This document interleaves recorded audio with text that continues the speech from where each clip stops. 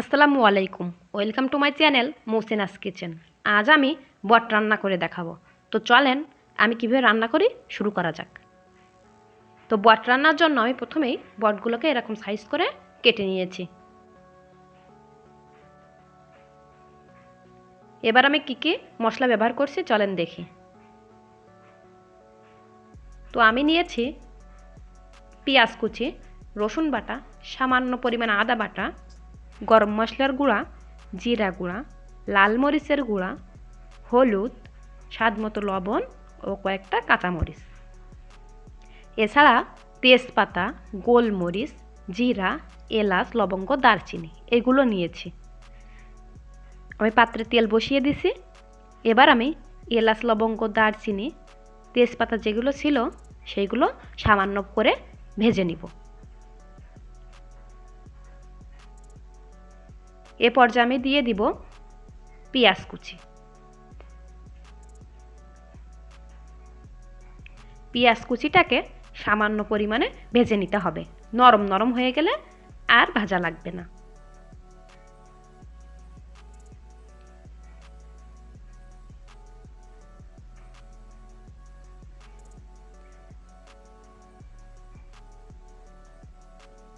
আমার পেঁয়াজটা নরম নরম হয়ে এসেছে। এবার আমি দিয়ে দিব রসুন বাটা আর আদা বাটা।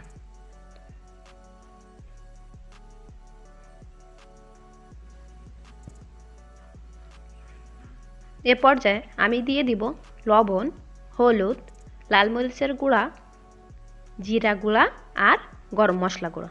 এগুলো দিয়ে সুন্দর করে মশলাটাকে কষিয়ে নিব এবং আমি মশলাটায় সামান্য পানি দিয়ে কষিয়ে নিব।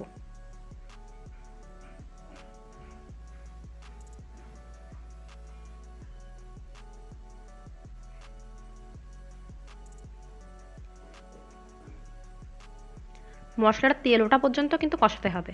দেখতে পাচ্ছেন মশলায় তেল উঠে গেছে। এ পর্যায়ে আমি বট দিয়ে দেব।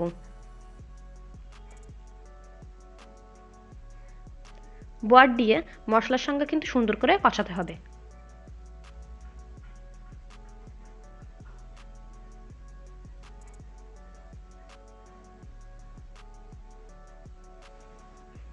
এক্ষেত্রে জালটা অল্প আছে রাখতে হবে, খেয়াল রাখতে হবে যাতে তলে পুড়ে না যায়। এ পর্যায়ে আমি সামান্য পানি দিয়ে সুন্দর করে বটটা আবার কষিয়ে নিব।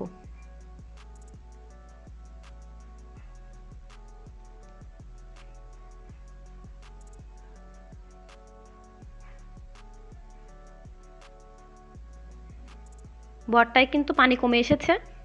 এবার সুন্দর করে আবার কষাতে হবে, তেল ওঠা পর্যন্ত কিন্তু কষাতে হবে এবং হাই হিটে না, অল্প আছে।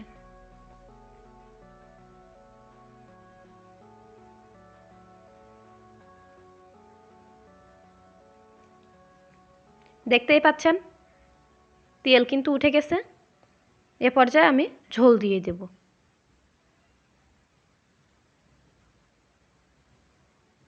ঝোল দিয়ে বেশ কিছুক্ষণ ঢেকে রাখব।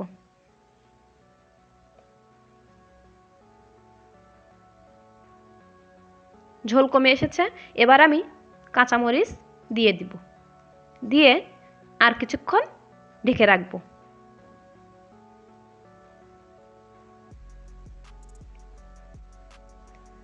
ঝোল অনেকটাই কমে এসেছে।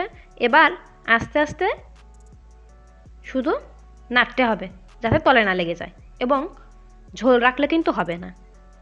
তেল ওঠা পর্যন্ত আস্তে আস্তে এভাবে নেড়ে চেড়ে দিতে হবে।